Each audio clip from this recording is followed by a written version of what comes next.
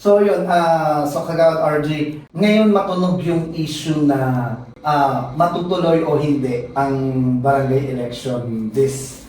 Kung matuloy is ngayon gaganapin ngayong taon, December 1. So marami sa mga kabarangay natin, sa mga kanayo natin, ang naghahanap or nagtatanong, bulong-bulungan na siyempre tatakbo ulit ang Kagawad RJ Medina. Ang tanong ng mga kanayon, ano ba ang tatakbuhin ng Kagawad RJ Medina kung sakaling matuloy ang barangay SK election ngayong December 1, 2025? Announcement guys!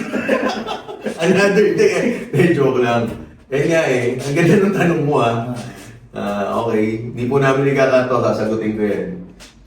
Yan nga yung, actually nung nag-post nga ako nun yung another day, another question mark. Ang daming nag-ano nun, diba? Daming nag-comment, daming, alam mo na, ano mo naman din sa barangay natin. Well anyway, sabi ko nga sa'yo, yung focus sa mga